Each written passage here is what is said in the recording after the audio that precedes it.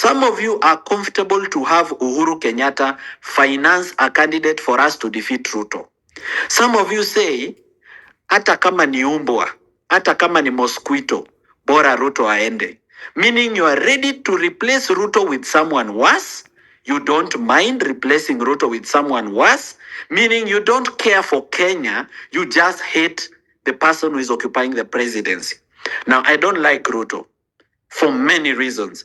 He's put me in prison, he's hurt my business, and he's done many things that are despicable.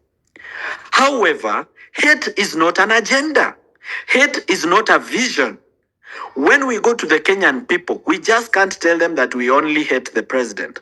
We must tell them a new vision of a new country, what they should expect if we were to occupy positions of power. And that is where we are missing the point. When we came out in the streets, and one of the topics today that we are discussing is blood parliament, that day when the youth were killed, and the 89 that are missing, and why they are missing, what they were fighting for, and how we should keep up that fight.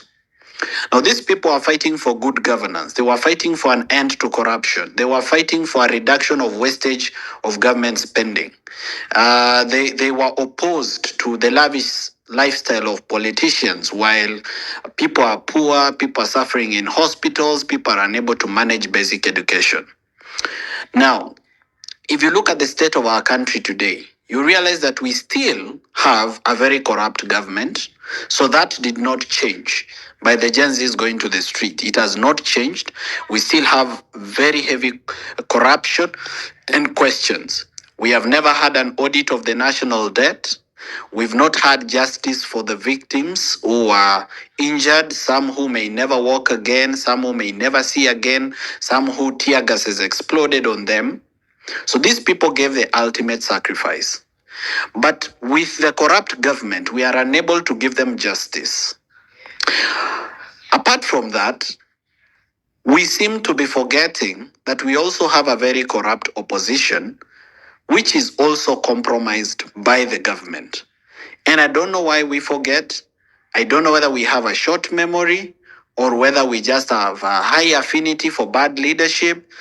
But what I can tell any listener listening to us today, if you are jobless, if you went to hospital and you could not afford to be treated, if you're having difficulty funding your education, if you're having difficulty laying food on the table, if you've given up, you've gone to Dubai, you've come back, you've gone to Qatar, you've come back because of the tribulation of working as a slave in a foreign country. If you are a worker whose payslip has been overtaxed, but you still go out to support and vote for corrupt leaders, I'm very sorry for your situation, but you kind of deserve it. Because the seed you plant is what you harvest. If you plant bad leadership, you harvest bad leadership. Now, I have tried to keep up this fight. But you should know that while I'm at the helm of the youth leadership and seen as a figurehead of the Gen Z movement, the target and attacks of the NIS are directed at me every day round the clock. So you'll have 100 bloggers, each of them with 10 accounts from X. That's 1,000 accounts. So anytime I put up a post, it doesn't matter how positive it is. It doesn't matter how progressive it is. If you read the comment section, they'll always try to drive a narrative towards mistrust. They'll drive a narrative towards hate, and they teach the people to hate. Now, what I'm worried about is not what the government is doing to me in terms of misinformation using bloggers.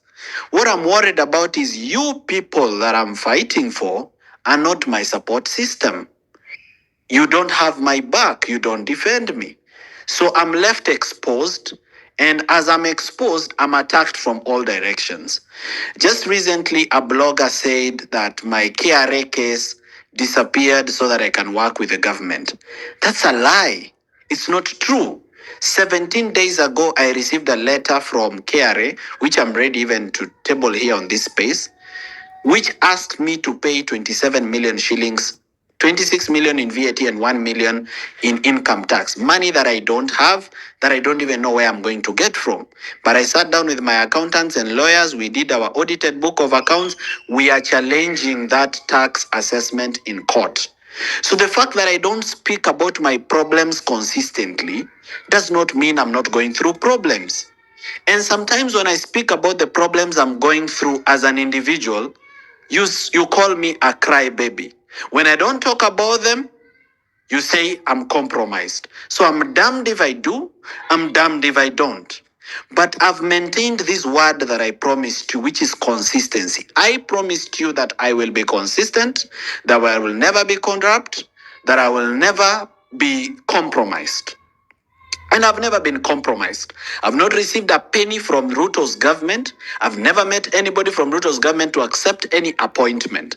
I have stood in the middle because I can neither support the corrupt government nor support the corrupt opposition. Some people ask me, why did you go to see Wamunyoro? Why did you go to attend a meeting with Wamunyoro? Why were you seated with the same people that you are opposing? The same people who are asking me those questions are the ones who kept telling me, before I went to meet Wamunyoro, they kept saying, you should stop working alone. You are selfish. You are working alone. You don't want to work with others. Why don't you want to work with others? I made an attempt to work with others. So I went, I sat down, I listened, and when I found that our dreams and aspirations are not aligned, when I found that our vision is not the same, I sat in 1 meeting, 2 meetings, 3 meetings, 4 meetings, 5 meetings, until I was 100% sure that there is nowhere I'm going with this team. When they sit down, they don't discuss the future of Kenya. They don't discuss a new dream. They don't discuss how they are going to change the health sector. They don't discuss how they are going to combat corruption. Instead, all meetings are all about tribal numbers. Wakikuyu, mutaleta watu wangapi? Na wewe Mkamba, utaleta Wakamba wangapi? Umefika wapi kwa Wakamba kurejesta? Na wewe wao Wakisii watarejesta kweli? Na wewe utaleta Waluya wangapi? So this is the continuous conversation. And you see, as a Gen Z, I am not able to relate with that kind of a conversation because that is not what Gen Zs are fighting for. So that is not why I'm on that table. So I came to realize that we have a very compromised opposition. And as I stayed with them, I realized that Ruto has his people in the opposition who receive money from the confidential budget, which the president receives. Somebody receives 2 million shillings weekly. When I came to discover this, I realized that he has also compromised the opposition. Even one opposition leader about 3 or 4 weeks ago received a tender from Kenya Airports Authority for 643 million shillings. So I was unable to stay and I had to leave. And I ask for your forgiveness for going there. Poleni sana kwa wale ambao waliumia kwa sababu nilienda kukutana na Wamunyoro ama kuketi kwa mkutano wa upinzani. Lakini pia mimi nashukuru kwamba nilienda, nikaketi, nikasikiza na nikagundua kwamba hakuna maono ama mtazamo mpya ambao unaweza niweka kwa hiyo meza kuendelea kuketi. Now I'm back in the middle. The moment is calling for us as the alternative voices to stop being purists and sit down and plan politics. I should be able to sit down with Maraga. I should be able to sit with Okio Mtata. I should be able to sit with every single person that calls himself or herself an alternative that wants to change this country, plus all other people that are running for other seats, so that we create a movement that is based on the youth voices that can be able to remove the corrupt system that has governed our country. Now, some of you are comfortable to have Uhuru Kenyatta finance a candidate for us to defeat Ruto. Some of you say, hata kama ni umbwa, hata kama ni mosquito, bora Ruto aende. Meaning you are ready to replace Ruto with someone worse. You don't mind replacing Ruto with someone worse. Meaning you don't care for Kenya. You just hate the person who is occupying the presidency. Now, I don't like Ruto for many reasons.